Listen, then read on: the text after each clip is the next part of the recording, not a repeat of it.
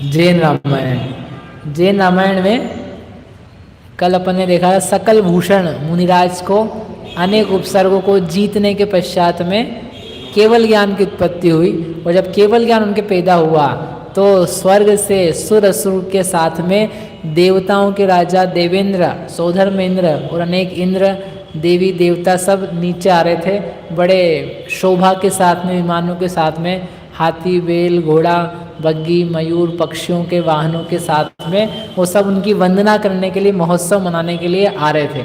जब वो आ रहे थे ऐसे बड़े शोभा के साथ में, तो वहाँ पर मेष केतु नाम का एक देव भी आ रहा था। तो उसने देखा कि क्या चल रहा है यहाँ पर, ये सब गड्ढा बन गया है और अग्नि के लिए ईंधन भर दिया है और सब लोग इकट्ठे हुए, मानो कोई समारोह है, क्या होने वाला है। तो उसने थोड़ा सा अपना अवधि ज्ञान लगाया, अवधि ज्ञान से जाना कि अरे यहाँ तो ये सब घटना घट रही है ऐसी, ये सीता के ऊपर महान उपसर्ग आने वाला है और इसके वो अग्नि में कूदने वाली है और मरने वाली है।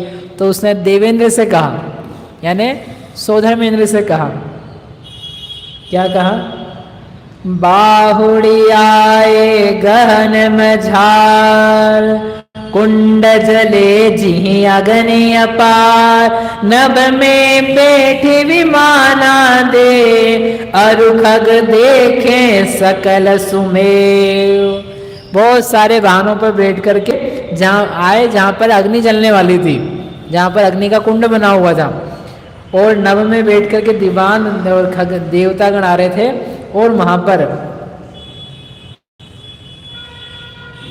जब वो देवता ने इंद्र से बोला कि ये क्या हो रहा है, उन्होंने इंद्र से प्रार्थना करी, हे देवेंद्र इस अत्यंत कठिन कार्य को भी देखो, कहाँ तो ये देवताओं को भी भय उत्पन्न करने वाली अग्नि इतनी गहरी खोदी और इतनी लंबी चौड़ी बनाई है, तो एक तो ये अग्नि, और कहाँ ये कोमलांगी सती पवित्र शरीर औदारिक लिए हुए ये सीता, तो ये अग्नि में जाएगी, तो अग्नि में जाने पर तो इसका मरण निश्चित है, जिसको देखना भी मुश्किल है, ऐसी तेज अग्नि यहाँ पर जल रही है, जलने वाली है, तो इसके लिए कुछ कीजिए, कुछ करना चाहिए। ऐसा किसने बोला?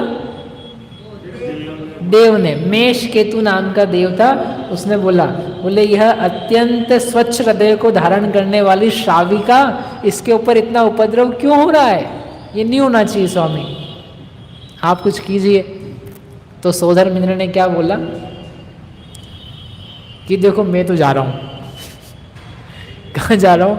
भगवान सकल भूषण केवली को केवल ज्ञान हुआ है, तो मैं तो केवल ज्ञान का उत्सव मनाने के लिए शीघ्रता से वहाँ जा रहा हूँ, जल्दी में हूँ। आप एक काम करो, आप करो, आपको जो करना है इस कार्य में जो योग्य लगता है, यू डू इट, मतलब आज्ञा आपको। अब इससे आपको ये समझ में आ जाएगा कि क्यों हर काम में देवता आकर के कुछ कर नहीं सकते हैं। मैंने पहले भी एक दो बार कहा है, हर एक की अपनी अपनी मर्यादा है, हर एक का अपना एरिया है, हर एक के अपने क्षेत्र बंधे हैं, और कार्य कितना किसको इंटरफेरेंस आप कर सकते हो मालूम पड़ा नहीं। तो ये जो पृथ्वी दिख रही है ना मनुष्य लोगों की, अगर अपना अपना क्षेत्र निर्धारित ना हो, अपने अपने जो मर्यादाएं हैं चीज़ें चलाने की वो ना हो, तो मनुष्य लोग पे सारे देवते ही कब्जा कर ले, क्योंकि एक एक देव में इतनी ताकत है कि वो जम्बूद्वीप के एक भाग को उल्टा सकता है, भरत क्षेत्र को उल्टा सकता है। तो एक ही देवता खड़ा हो जाए, यहाँ से आज का मालिक मैं हूँ, अब मेरी बात सुननी पड़ेगी तुमको। लेकिन ऐसा नहीं होता है। क्यों नहीं होता है? क्योंकि व्यंतर हैं, व्यंतर अपनी सीमा में रहो आप। हर कहीं आके हर किसी को आप परेशान भी नहीं कर सकते हो, ना भवनवासी आ सकते, ना ज्योतिषी आ सकते, ना कब्जा जमा सकते, ना आपके घर में धन धान्य दे सकते, ना रुपया पैसा दे सकते। ये तो आपको लगे अपने घर के पिताजी जैसे रोज़ पूजा पाठ करते थे, मर करके तो स्वर्ग में गए होंगे, जाते जाते पिताजी एक काम करना, अब आप तो जा ही रहे हो, वहाँ कल्पतरु है, सोना चांदी है, थोड़ा बहुत, ज़्यादा नहीं, आधा 1 किलो भेज देना, वहाँ क्या कमी है? नहीं दे सकते। क्यों नहीं दे सकते? कम्मोदेन जीवा क्षेत्र की मर्यादा। अभी तो हम उत्तर दे रहे हैं, क्षेत्र इधर से उधर नहीं काम किया जा सकता, वो चाहें तो भी नहीं दे सकते। और फिर स्वयं का उदय, उदय काम करता है। तो देवेंद्र से उसने बोला, देव ने, और देवेंद्र ने उसको ये बोला आपको जो योग्य लगता है वो आप कीजिए। उनको एक ऑर्डर या समझ लो परमिशन, आप कर सकते हो, आपको जो करना आप कर दो, ऐसा कह करके वो तो चले गए। और वो जो देव था वो वहीं रुक गया, और रुक करके वो देख रहा, वहाँ पे आकाश में उसने अपना विमान बिठा दिया, और विमान में बैठ करके वो देख रहा है क्या चल रहा है। शिखर, सूर्य के शिखर के ऊपर बैठ करके मानो वहाँ पर स्थित होकर के सबको देखता हुआ मनोहारी राम को भी उसने देखा। अब प्रश्न है कि वहाँ पर आग लगेगी कि नहीं लगेगी, क्योंकि केवल ज्ञानी भगवान हो चुके वहाँ पे। एक सीता पे उपसर्ग होगा कि नहीं होगा, क्योंकि केवल ज्ञानी भगवान पास में ही है, महेंद्र उद्यान कोई बहुत दूर नहीं है, तो होगा कि नहीं होगा। महामारी नहीं होती है तो ये उपसर्ग भी नहीं होता है, सुभिक्ष होता है, 100 योजन तो सुभिक्ष होता है? तीर्थंकर प्रकृति नहीं नहीं नहीं नहीं नहीं। जब राम जी का और रावण का युद्ध चल रहा था तो देशभूषण कुलभूषण मुनि पधारे थे रावण के वध के बाद। तो वहाँ पर शास्त्रकार ने लिखा था कि यदि ये 4 दिन पहले आते हैं तो ये युद्ध होते ही नहीं, क्योंकि जहाँ केवली पधारते हैं वहाँ पर इस प्रकार की जो युद्ध वगैरह की चीज़ें हैं वो खत्म हो जाती है।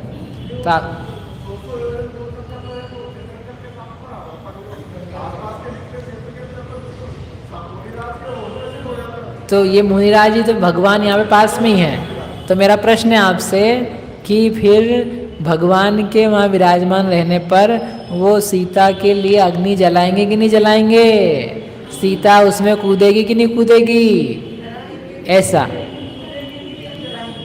कूदेगी भी और जलाएंगे भी। तो भगवान भाई महामारी नहीं होती है, रोग नहीं होते हैं, सुभिक्ष होता है, लेकिन जिस नगर में जो जहाँ घटनाएं न्याय की, सजा की, दंड की चल रही है तो वो थोड़ा बंद हो जाएगी, वो चलती रहती है।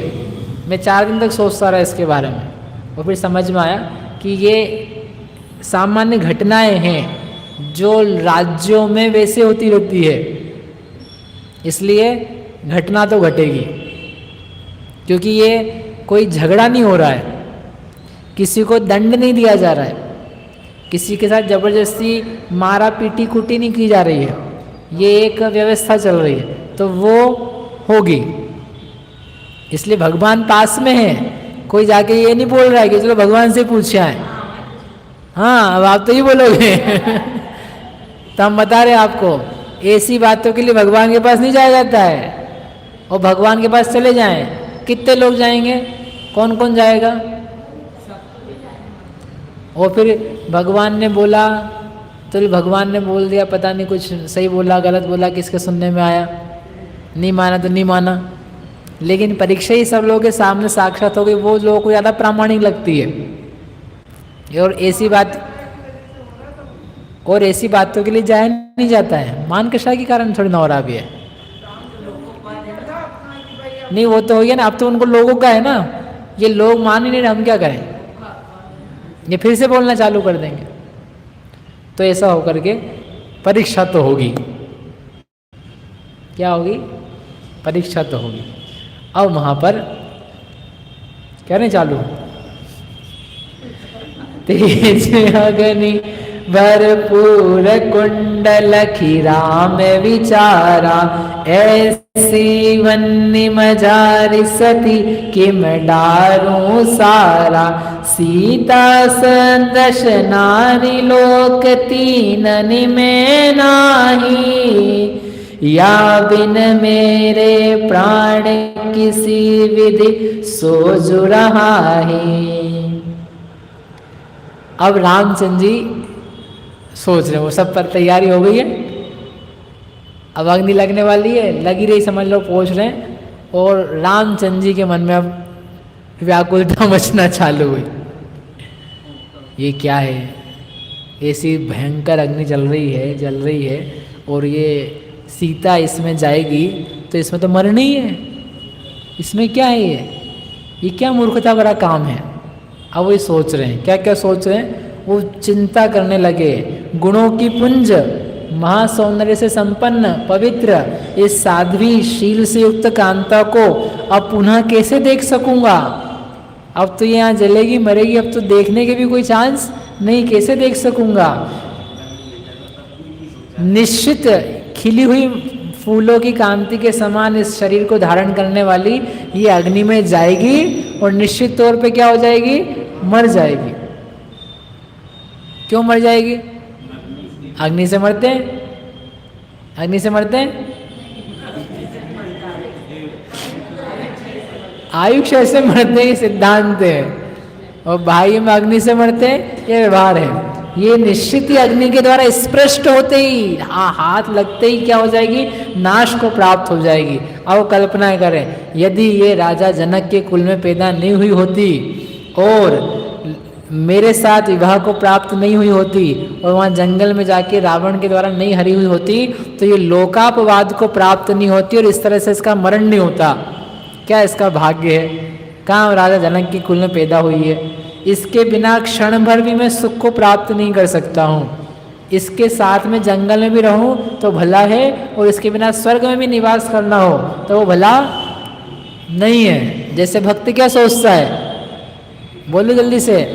जिन धर्म में मुक्तो माँ भवे चक्रवर्त्यपि सात चेटोपी दरिद्रोपी, जिन धर्मानुवासित, जिन धर्म के साथ में दरिद्री भी होना पड़े, भूखा नंगा भी होना पड़े तो मैं खुश, और जिन धर्म के बिना चक्रवर्ती की विभूति भी मिले तो मेरे लिए काम की नहीं है। ऐसे ही ये सीता के बिना मुझे स्वर्ग भी मिले तो क्या काम का, और सीता के साथ में वन में भी रहना पड़े तो सब काम का है, सुख की बात है।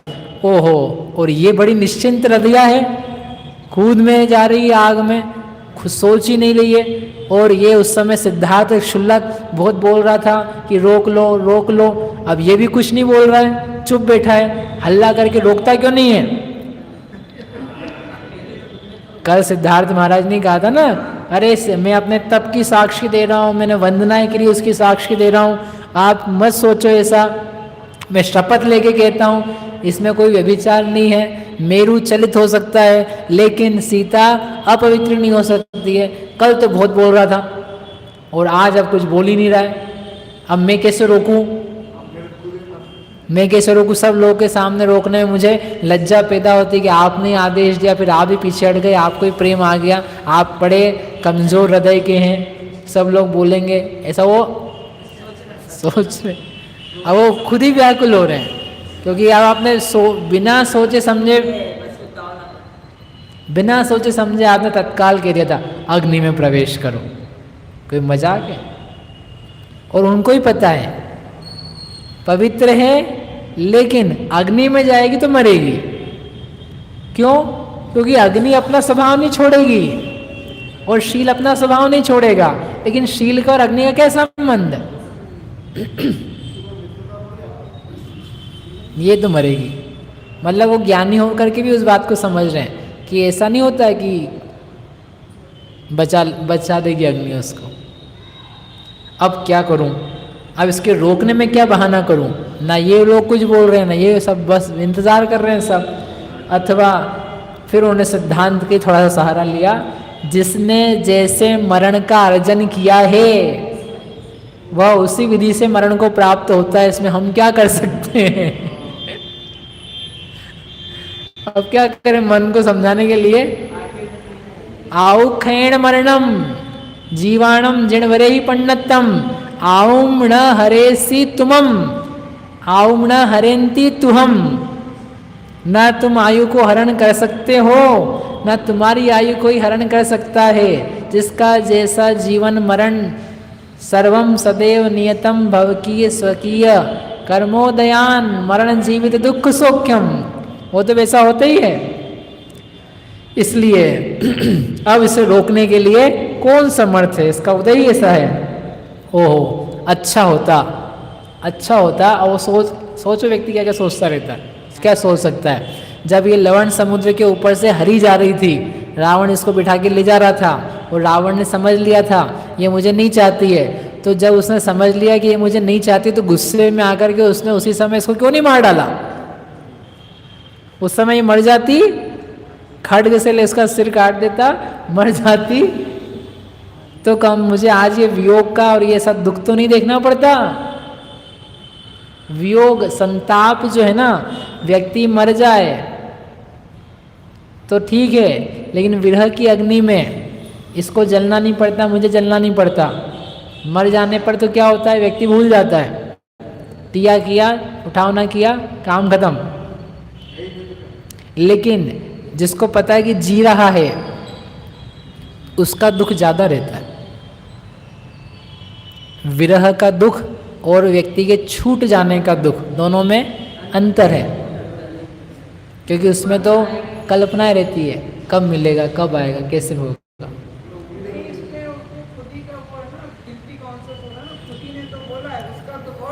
वो तो अभी और रोना है उनको आगे, अभी तो वो सोच करके ओहो मर गई, यह सुन करके उस संबंधी इच्छा तत्काल छूट जाती है। लेकिन जिंदा है ये देख देख करके मिलने की आशा से, संताप से चित्त हमेशा व्याकुल रहता है। काश ये तभी मर गई होती, तभी वो रावण ले गया था, समाप्त हो गई होती। सोचो क्या सोच रहे, मर गई होती। अब हम मार रहे ना, अब क्या करें, अब अपना गिल्टी बचाने के लिए अलग अलग उपाय व्यक्ति करता है, और लोग आ गए और आग लगाई और बड़ी बड़ी अग्नि चालू होने लगी।